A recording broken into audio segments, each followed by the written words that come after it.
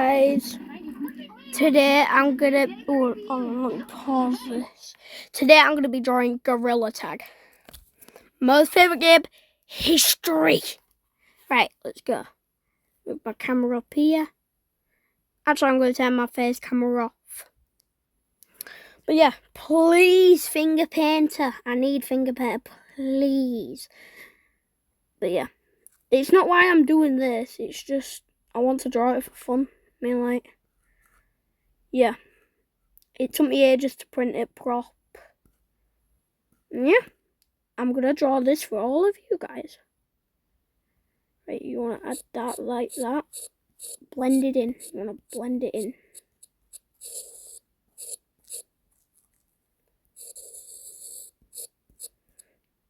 Just copy me if you're doing it on like phone or something.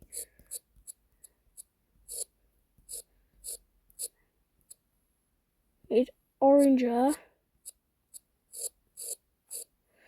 Let's do this gorilla monkey purple.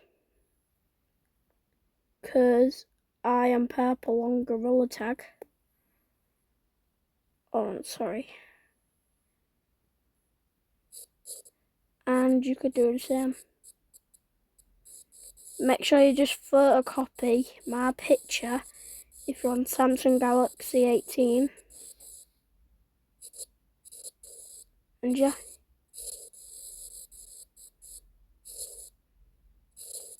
Just photocopy, man. But yeah, guys, we're going to be drawing this today. And yeah, I need brown.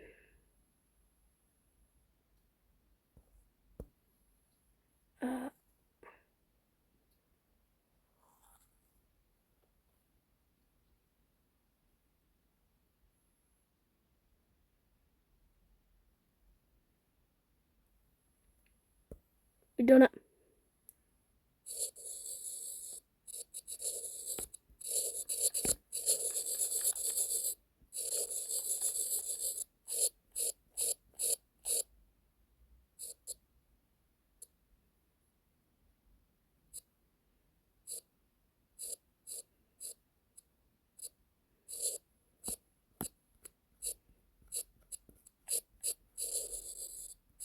Sorry that I'm not talking too much. It's like very night time for me.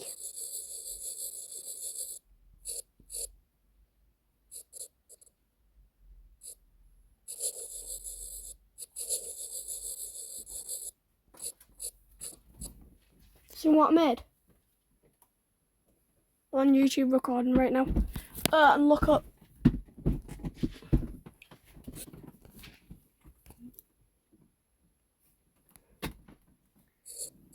But yeah, Dad, I'm on YouTube recording.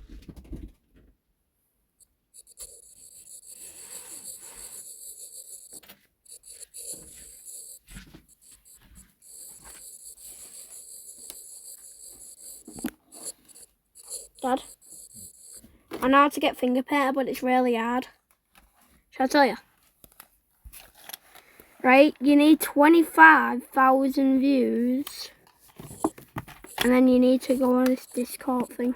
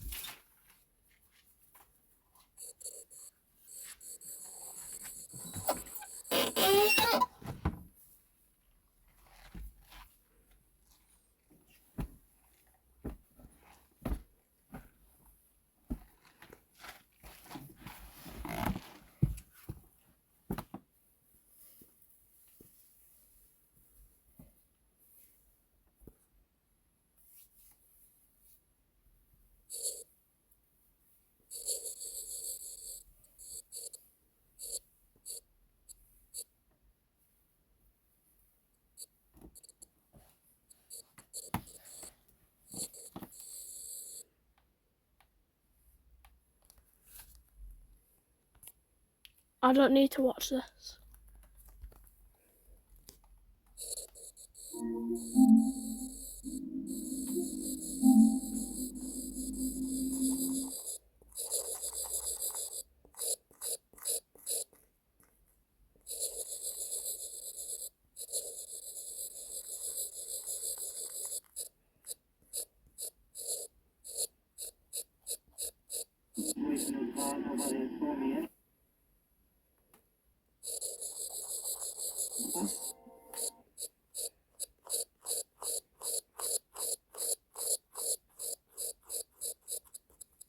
Julie.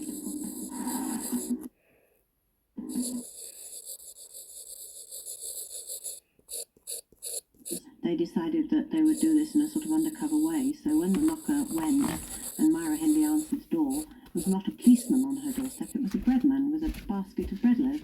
Myra said, "We don't have bread," and then he said, "But I'm a policeman," and they went inside. The police insisted on searching the house, which they resisted, but eventually they, of course, had to accede, and the body of Edward Evans was found.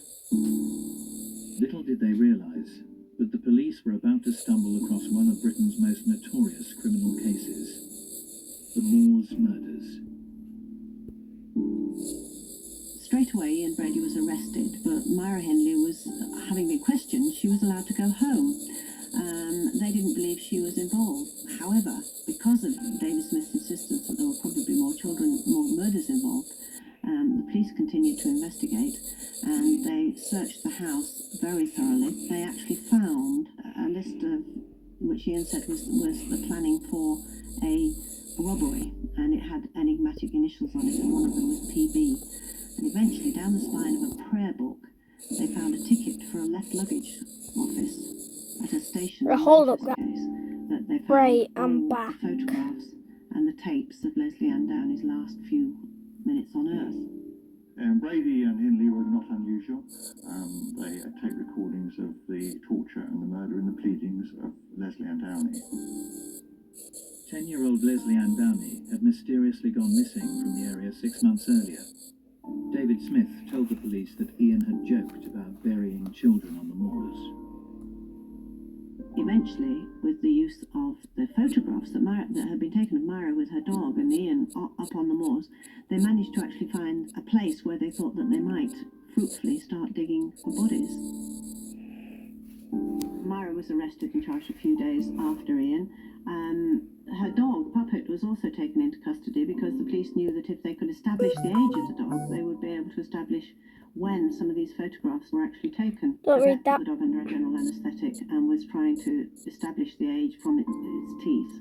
And tragically, Puppet died, and Myra Hindley was heard to scream around the police station, "Murderers!"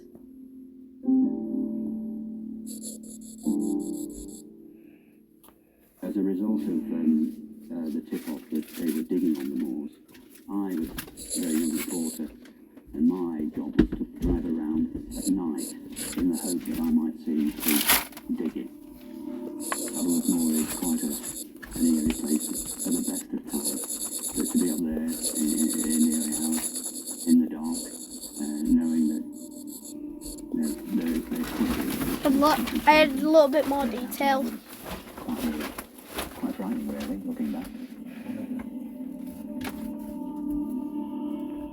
There's a whole cavalcade of press parked down the hill and not allowed to get near. And they tried to do as much of it as they could under cover of sort of dawn and dusk, but it was very difficult because you had to have light on the moors. The moors are vast and spooky places. Police believed that the bodies of 4 missing children might have been buried on the moors. Their fears were well founded. Hold up a sec, guys. In a killing I'm back, partnership guys. that involved the serial sex murders of Right. children. Next, we're going to need red. What had turned Myra? Make sure you put it on paint mode. Was it a question of nature? I want to put loads of red up here. As the details began to emerge, particularly in the local community, there was a sense of outrage. I think if some people could have got their hands on Myra Hindley and Ian Brady. It's not a blood moon or anything, guys. It's just you need red on the top because you need it all realistic. Got up to and got away. Hold up. Right, I'm back. I forgot to do this though. Perhaps more important, So we're going to go red pencil. childhood and the aspects of childhood, and you're looking for little events Go like that. that this person was showing signs. Actually, no, just cover it. Period. I'm going to get peach. Actually, not that Ian Brady Peach colour. that Myra Hindley would in all probability have led a normal life. Get paint.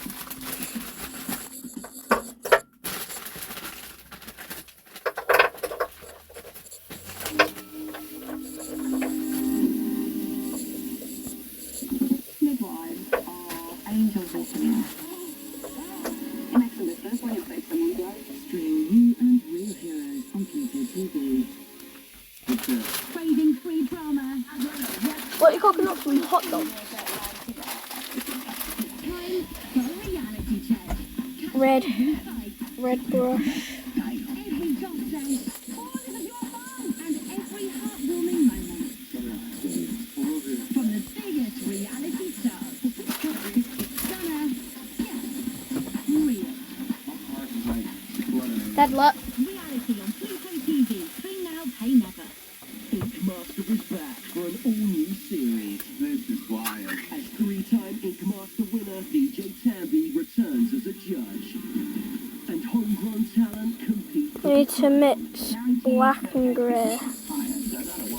You're gonna get it. You talk a lot, bro. Make it a little darker on the outside. Ink Master Mondays at 10 on MTV and streaming now on Paramount Plus.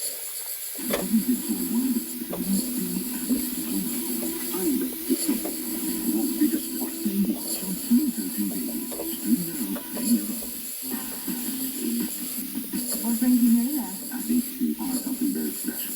It was Elizabeth Taylor. These are the only two in the entire world. I'm going to give you a prize you will say yes. Criminals that I found, stealing trash, we find them. Actually, we Need to get a little bit of grey. the CSI on Pluto TV. It's a perfect match. Watch This kind of greyish colour. stream now on Pluto Go back TV. to black.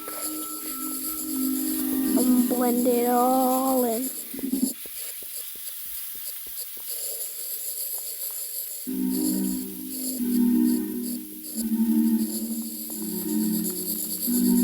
Ian Brady and Myra Hindley were sadomsexual killers. These particular murderers become hooked on inflicting torture on their victims. Their pleasure is gained in a perverse game of cat and mouse, stalking, entrapment, and killing of their quarry. In the case of Brady and Hindley, their favoured prey were children. What normal and everyday person could watch a man sexually abuse a child, torture them, strangle them, murder them, and dig a shallow grave on them all and put them in it and walk away and sleep at night, which he did for many years. So how did a seemingly normal child grow into an adult so perverse that she would gain pleasure from the sexual abuse and murder of children? When looking at serial killers such as Myra Hindley, you have to very carefully examine not only the period when the crimes were being committed, but look very carefully at the childhood in order to separate out those things which may be clearly environmental, those things that may have been biologically there all the time, and those interactions between them.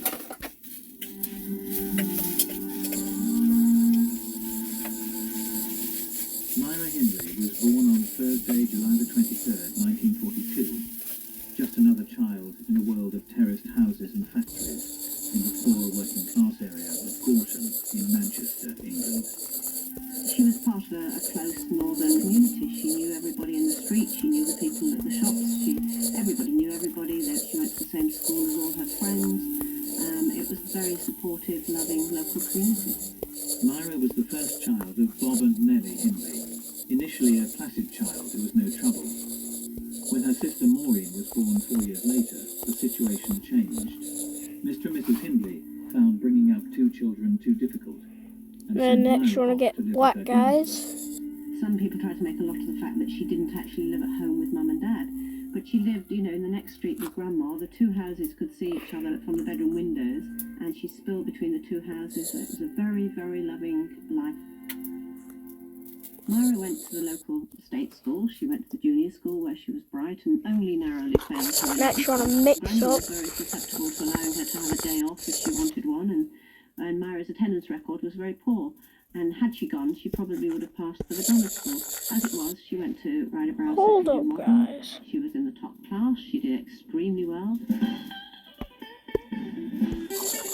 She was in that vanguard of youth culture, and she was very aware of it. It was the beginning of teenage as a phenomenon. Rock and roll was there, Beatles were coming. She changed her image slowly but surely. Slick like a Dusty Springfield. No. Her hair got blonder, big curls in her hair. The skirt eventually got shorter. Always had all the pop fashions. Well, it was fantastic. Peroxide blonde. Always A little bit more black, guys. Blend that in. Myra had one friend of the opposite sex from quite early on, a little boy called Michael Higgins. And yeah, you're nearly done. The idea Well, was look at to that have then. initials of her, and they What do you used to think of hang out that? together, go everywhere together. She used to be sort of almost looked after him. Look, Daddy, we even got the shadow. Myra felt she'd made a lifelong friend. One sunny afternoon, Michael asked Myra to go swimming with him at the local reservoir. She was unable to go. Tragically, Michael drowned, an unfortunate event that local boy Lawrence Jordan witnessed.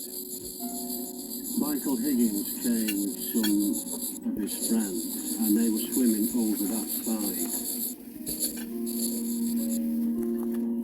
And then Dad, I forgot if you go smooth, it'll go like real light. I thought if you go push, then it'll go real black. running round. I didn't think of that. I can't see him. I've got ketchup. Somebody must have dialed the police because 2 or 3 policemen came running up, and we saw them diving.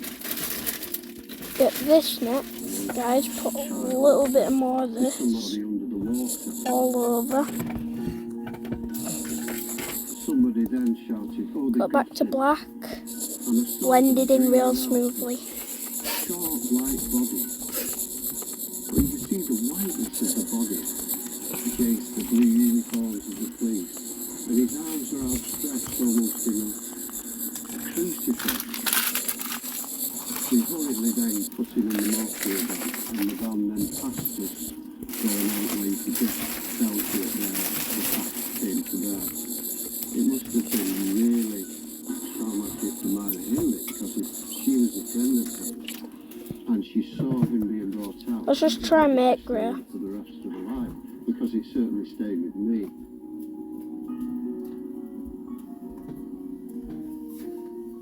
That's it. There. And after that, she went in a shell for a while. She was absolutely devastated at the fact that he died. She wasn't the same girl for months and months after that. In fact, it was a year or so, a long time. She went and visited his parents, his mother, all the time, and she actually converted to Catholicism. Michael had been a Catholic, and she actually converted in the wake of his death. With Michael, she invested quite a lot and lost quite a lot. And to some degree, although she might have blamed herself, she also blamed everyone else. And this was the beginning of the distancing of her from other people. And also, within this, she would hide in religion. Dad? This was another step away from Hold on. Ian Brady.